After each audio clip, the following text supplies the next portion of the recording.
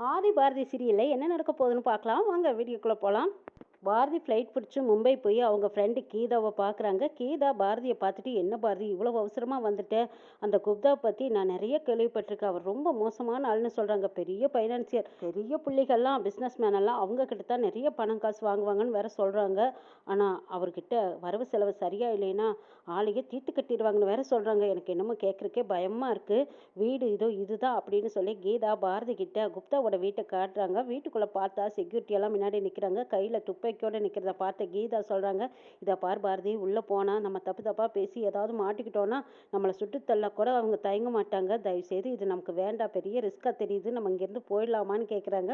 அப்போ பாரதி சொல்கிறாங்க, நான் போகிறதுக்காக இவ்வளோ தூரம் வந்தால் என் புருஷ ஆதியை நான் காப்பாற்றியே ஆகணும். அவர் வாங்காத பணத்துக்கு இப்போ அவர் வட்டி கட்டணும்னு சொல்லி அரெஸ்ட் பண்ண போகிறாங்க. அவர் அரெஸ்ட் பண்ணறதுக்கு முன்னாடியே நான் எப்படியாவது என் புருஷனை காப்பாற்றி ஆகணும். என்ன நடந்தாலும் சரி, என்னோட உயிர் எனக்கு பெருசு இல்லை, என் புருஷனை தான் நான் காப்பாற்றணும்னு சொல்லிட்டு பாரதி உள்ளே போகணும்னு முயற்சி பண்ணுறாங்க. அங்கே யாருமே விடவும் மாட்டேங்கிறாங்க. அவங்களுக்கு தமிழ் தெரியாதனால பாரதி எவ்வளவோ முயற்சி பண்ணி சொல்லி பார்க்குறாங்க. ஆனால் யாரும் புரிஞ்சுக்கிட்டு கேட்குற மாதிரி தெரியல. சரி, இது இப்படி பேசினா இவங்களுக்கு புரிய போகிறதும் இல்லை, நம்ம சொன்னாலும் இவங்களுக்கு தெரிய போகிறதும் இல்லை, நம்மளே தொன்று போயிட வேண்டியதான்னு நினச்ச பாரதி அங்கே யாரோ அசந்த நேரம் பார்த்து குடுன்னு உள்ளே போயிட்டாங்க. அங்கே குப்தா பார்க்குறாரு. யார் மணி அப்படின்னு கேட்குறாங்க.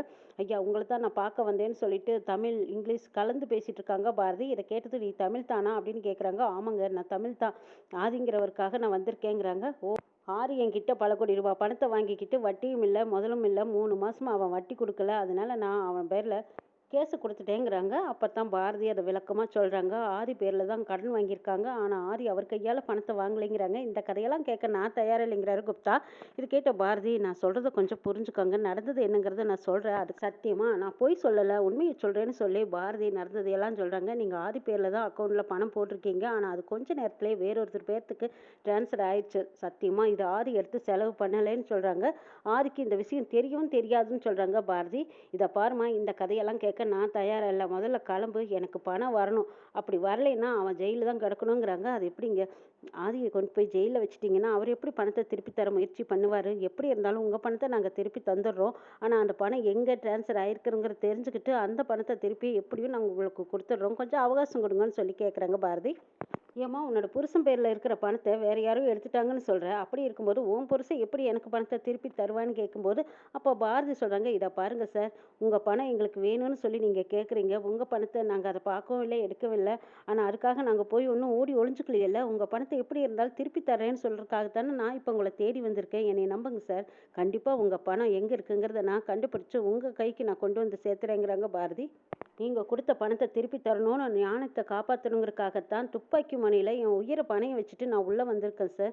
எனக்கும் சரி என் புருஷனுக்கும் சரி எங்களுக்கு பணத்தை விட மான மரியாதை தான் முக்கியம். என் புருஷன் ரொம்ப நாணயமானவர், நாங்கள் உங்கள் பணத்தை எப்படியும் திருப்பி கொடுத்துருவோம் சார். இதை பாருமா, நீ பேசுகிற சென்டிமெண்டெல்லாம் கேட்குற ஆள் நான் கிடையாது, எனக்கு இப்போவே உடனே பணம் வந்தாகணுங்கிறாங்க. அப்போ பாரதி, இங்கே பாருங்கள் சார், நீங்கள் என்ன சொன்னீங்கனாலும் சரி, உங்கள் பணம் கண்டிப்பாக வந்துடும், என்னை நம்புங்க சார், வட்டி பணம் முதல்ல வரும், ரெண்டாவது உங்கள் அசலையும் நாங்கள் அடைக்கிறதுக்கு முயற்சி பண்ணுறோம், தயவுசெய்து எங்களுக்கு டைம் கொடுங்கன்னு கெஞ்சுறாங்க பாரதி. இங்கே ஆதியோட ஆஃபீஸில் போலீஸ் இன்ஸ்பெக்டர் கான்ஸ்டபிள் எல்லாரும் வந்திருக்காங்க. ஆதியை அரெஸ்ட் பண்ணுறேன்னு சொல்லி வந்திருக்கும்போது அப்போ மேனேஜர் வந்து, சார் உங்களை அரெஸ்ட் பண்ணுறேன்னு வந்திருக்காங்க சார்னு சொல்கிறாங்க. ஆதி வெளியில் வந்து பார்க்குறாங்க. அப்போ குழந்தைங்களும் வேண்டாம் வேண்டாம்னு சொல்லி அழுதுட்ருக்காங்க. இங்கே பாருங்கள் ஆதி, நீங்கள் பணம் வாங்கினீங்களோ வாங்கலையோ அதெல்லாம் தெரியாது, உங்கள் பேரில் கேஸை கொடுத்துருக்காரு, நாங்கள் கடமையை செஞ்சாகணும், உங்களை அரெஸ்ட் பண்ணியே தீரணும்னு சொல்லி வந்து விலங்கு போட வராங்க. அப்போ ஆதிக்கும் எதுவும் பேசாமல் அமைதியாக நின்றுட்டுருக்காங்க. இதுக்கப்புறம் அப்பாவை காப்பாற்ற முடியாதா அப்படின்னு ஆதித்யாவும் தமிழும் அழுதுட்டு நிற்கிற நேரத்தில் அப்போ தான் அங்கே குப்தா உடனே இன்ஸ்பெக்டருக்கு ஃபோன் பண்ணி, ஆதியை நீங்கள் கைது பண்ண வேண்டாம், கொடுத்த கேஸை நான் வாபஸ் வாங்கிக்கிறேன், இப்போதைக்கு நீங்கள் கைது பண்ண வேண்டாம், நான் சொல்லும்போது பார்த்துக்கலான்னு சொல்லிடுறாங்க. இதை கேட்ட இன்ஸ்பெக்டரும் சரி சார் அப்படின்னு சொல்லிட்டு கான்ஸ்டபிள் கூப்பிட்டு, வேண்டாம் இவரை இப்போதைக்கு அரெஸ்ட் பண்ண வேண்டாம்னு குப்தாவே வாபஸ் வாங்கிக்கிறேன்னு சொல்லிட்டாரு, நம்ம மறுபடியும் ஏதாவது பிரச்சனைனா பார்த்துக்கலாம் வாங்கன்னு சொல்லி இன்ஸ்பெக்டர் கான்ஸ்டபிளை கூட்டிகிட்டு அங்கேருந்து கிளம்பிட்டாங்க. குப்தா சொன்னதை கேட்டு பாரதி நன்றி சொல்கிறாங்க. இதை பாருமா, இப்போ நான் சொன்னேன்னு சொல்லி நீ அப்படியே தப்பிச்சிடலான்னு மட்டும் பார்க்காத, ஆனால் என்னை ஏமாற்றணும்னு நினச்சா அதுக்கப்புறம் குப்தாவோட முகமே வேறு மாதிரி இருக்கும், என்னோட நடவடிக்கையும் உங்களால் தாங்க முடியாதுன்னு சொல்லி மிரட்டுறாங்க.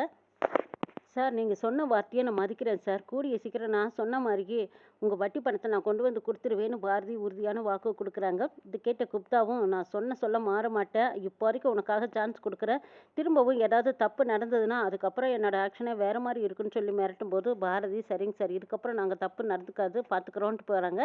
இங்கே பாரதியோட குடும்பத்தை வாட்ச் பண்ண சொல்லியிருக்காரு குப்தா. பாரதி குப்தா கிட்ட டைம் கேட்டுட்டு பேசி முடிச்சதுக்கப்புறம் கிளம்புறேன்னு வெளியில் வர்றாங்க. கீதா இவங்களுக்காக வெயிட் பண்ணிட்டு இருக்காங்க. பாரதியை பார்த்து ரொம்பவே உணர்ச்சி வசப்பட்டு பேசுகிறாங்க. நீ என்னமோன்னு நினச்சேன், இவ்வளோ தைரியசாலியாக இருப்பேன்னு நான் நினச்சி பார்க்கல. பரவாயில்ல, நீ கேட்டதுக்கு குப்தாவும் சரின்னு சொல்லிட்டாருன்னு சொல்கிறாங்க கீதா. ஆமாம், நம்ம உயிருக்கு உயிராக யார் விரும்புகிறோமோ அவங்களுக்கு ஒரு பிரச்சனைன்னு வந்தால் நம்ம உயிரையும் கொடுத்து பணையம் வச்சு வேலை பார்க்குறோம் பாரு, அதில் இருக்கிற திருப்தி வேறு எதுலேயுமே இல்லை. இப்போ என் புருஷனுக்கு இவ்வளோ பெரிய பிரச்சனை வந்ததுக்கு நான் என்ன செய்ய முடியும்? இதை பார்த்துக்கிட்டா இருக்க முடியும்? என்ன நடந்தாலும் சரின்னு தான் துணிஞ்சு இறங்குனேன் அப்படின்னு சொல்கிறாங்க கீதா கிட்ட. இது கேட்டு கீதாவும் பரவாயில்ல, எப்படியோ நல்லபடியாக அவர்கிட்ட நீ டைம் வாங்கியிருக்கிற, கூடிய சீக்கிரம் அந்த பணம் எங்கே போச்சு என்ன ஆச்சுங்கிறத கண்டுபிடிச்சி கொண்டு வந்து கட்டிருங்கிறாங்க. நீ எனக்கு இவ்வளோ தூரம் உதவுனதுக்கு நன்றி கீதா அப்படின்னு சொல்லிட்டு பாரதி அங்கேருந்து கிளம்புறாங்க. ஆதி இங்கே டைம் பார்க்குறாங்க. பாரதி போன நேரத்துக்கு மும்பை போயிருப்பாங்க. இந்நேரம் குப்தாவையும் பார்த்துருப்பாங்க, பேசியிருப்பாங்க. என்ன நடந்ததுன்னு தெரியல. ஆனால் திரும்பி இந்நேரம் வந்திருக்கணுமே, இன்னும் ஃபோனை காணோம் அப்படின்ட்டு ஆதியே பாரதிக்கு ஃபோன் பண்ணி கேட்குறாங்க. பாரதி வந்துட்டீங்களான்னு கேட்குறாங்க. வந்துட்டேங்கிறாங்க. ஆனால் இவ்வளோ பெரிய விஷயம் பண்ணியிருக்கீங்க, ரொம்ப ஆச்சரியமாக இருக்குது பாரதி. எப்படி உங்களுக்கு இவ்வளோ தைரியம் வந்துச்சுன்னு கேட்கும்போது, ஆதி நம்ம யாரை உயிருக்கு உயிராக நேசிக்கிறோமோ அவங்களுக்குன்னு ஒரு பிரச்சனை வரும்போது என்னோட உயிர் எனக்கு பெருசாக தெரியல, எப்படியாவது உங்களை காப்பாற்றணுங்கிற ஒரு வெறி தான் எனக்குள்ளே இருந்துச்சு. அதனால தான் அந்த தைரியம் துணிச்சல் தான் என்னை குப்தா முன்னாடி கூட்டிகிட்டு போய் நிறுத்துச்சு. குப்தா கிட்டேயும் நான் எப்படி பேசணுமோ அப்படி பேசினேன். அவரும் மனசிலகி இப்போதைக்கு நமக்கு டைம் கொடுத்துருக்காரு, முடிஞ்ச வரைக்கும் நம்ம வட்டியை கட்டிடணும், அடுத்தது அசலை கட்டணும். ஆனால் இந்த பணம் எங்கே எப்படி போச்சுங்கிறத நம்ம கண்டுபிடிக்கணுங்கிறாங்க பாரதி. சரி ஆதி, இதுக்கப்புறமா நம்மளுக்கு முக்கியமான வேலை இருக்குதுங்கிறாங்க. ஆமாம் பாரதி, நீங்கள் வாங்க, அதுக்கப்புறம் பேசிக்கலாங்கிறாங்க. இல்லை இல்லை, சில பேர்த்த பெண்ட் எடுக்கிற வேலை இருக்குதுங்கிறாங்க. அதைத்தான் நானும் சொல்கிறேன், சீக்கிரம் வாங்கன்னு கூப்பிட்றாங்க. ஆதி ஆதி பாரதி 2 பேரும் சேர்ந்துட்டு வீட்டுக்கு வராங்க. இங்கே பார்த்தா மித்ரா சுதாகர் 2 பேரும் பேசிகிட்டு இருக்காங்க. சுதாகர் கேட்குறாங்க, ஆமாம் நீ ஆனந்த கல்யாணம் பண்ணிக்கன்னு நான் நினச்சி பார்க்கல. ஆதியை தானே கல்யாணம் பண்ணிக்கிறதா இவ்வளோ ஆர்வமாக இருந்த, இப்போ எப்படி ஆனந்த் உன் கழுத்தில் தாலி கட்டுனது நீ அவனை ஏற்றுக்கிட்டேன்னு கேட்குறாங்க சுதாகர். அண்ணா ஆதி என்னை கல்யாணம் பண்ணிக்க மாட்டார்னு எனக்கு தெரிஞ்சு போச்சு. அவரை கல்யாணம் பண்ணிக்கிறதுக்கு நாமளும் என்னென்னமோ பண்ணி பார்த்தோம். ஆனால் அதுக்கெல்லாம் அவர் மசியவே இல்லை. அதுக்கப்புறம் தான் சரி நம்ம சேஃபாக இருக்கணும் இல்லையா, பாதுகாப்பான இடத்துல இருந்துக்கிட்டா நம்மளை யாரும் அசிக்க முடியாது. அதுக்காகத்தான் நான் ஆனந்துக்கிட்டேயே நேரடியாக வாய் விட்டு வெக்கத்தை விட்டு என்னை கல்யாணம் பண்ணிக்கிறியான்னு கேட்டேன். அவனும் என் மேலே இருந்த காதலில் சரின்னு சொல்லிட்டான்னு சொல்கிறாங்க மித்ரா. இது கேட்டு சுதாகர், அடே அப்பா, உன்னோட சாமர்த்தியம் யாருக்கும் வராது மித்ரா. கரெக்டான நேரத்தில் கரெக்டான ஐடியா பண்ணி எப்படியோ சேஃபாக தங்கிட்டு அதுதான் நல்லது, புத்திசாலித்தனம்னு சொல்லி சுதாகர் மித்ராவை பாராட்டிட்டு இருக்காங்க. அதுக்கப்புறம் சுதாகர் உண்மையை சொல்றாங்க. இன்னொரு விஷயம் உனக்கு தெரியுமா, பாரதி குப்தாவை பார்க்க போயிருக்கா, அவங்ககிட்ட போய் டைம் கேட்க போனாலாமே, அவரும் போலீஸ் அரெஸ்ட் பண்ணக்கூடாதுன்னு சொல்லிட்டாராம். நீ எப்படி பணத்தை கட்டுவான்னு தெரியலேன்னு சுதாகர் சொல்லிட்டு இருக்காங்க. அப்படியா சொல்றீங்க, சரி வருவாள்ல பார்த்துக்கலாம், அவள் எப்படி அந்த பணத்தை கண்டுபிடிக்க போறா, எப்படி கொடுக்க போறான்னு நம்மளும் பார்ப்போம் அப்படின்னு சொல்லிட்டு இருக்கும்போது, அப்போ பாரதி வரும்போது பெரிய சவுக்கு சாட்டை வாங்கிட்டு வந்துட்டாங்க. ஆட்டோ விட்டு இறங்கி வரும்போது சவுக்கோட உள்ள வந்துட்டு இருக்காங்க. இதை எதிர்பார்க்காத மித்ரா சுதாகர் எல்லாரும் பாரதியை எதிர்பார்த்துட்டு இருக்காங்க. பாரதி சவுக்கு கொண்டு வந்ததும் அப்படியே மித்ராவை தலையிலேருந்து கால் வரைக்கும் வெளுத்து வாங்குறாங்க. சுதாகர் பார்த்து தடுக்க போறாரு. அவரையும் பிடிச்சு அடி அடின்னு அடிச்சிட்டு இருக்காங்க. பாரதி கிட்ட அடி வாங்கின மித்ராவோட நிலைமை எப்படி இருக்குன்னு பவானி பார்க்க வராங்க. பவானி தானே இந்த கூட்டத்துக்கு தலைமைச் செயலாளர், அவங்களுக்கும் கிடைக்குது நல்ல அடி, வெளுத்து வாங்குறாங்க பாரதி. இவளுக்கு எவ்வளவு தைரியம், எவ்வளவு துணிச்சல் அப்படின்னு சொல்லி பவானி வீரவசனம் பேசிட்டு இருக்காங்க. இந்த வீரவசனத்துக்கு குறைச்சல் இல்லைன்னு சொல்லி ஆதியும் நல்ல படுற அடிச்சு விழுக்கிறாங்க. ஏ ஆதி, நீ நான் பெத்த பையன் மாதிரி என்னையே அடிக்கிறியாங்கிறாங்க. நீ எல்லாம் ஒரு மனுஷியான்னு சொல்லிட்டு நல்ல அடி அடின்னு அடிச்சுக்கிட்டு இருக்காங்க. உண்மையெல்லாம் வெளியே வருது, என்னெல்லாம் நடக்குது நாளை எபிசோட் பார்க்கலாம்.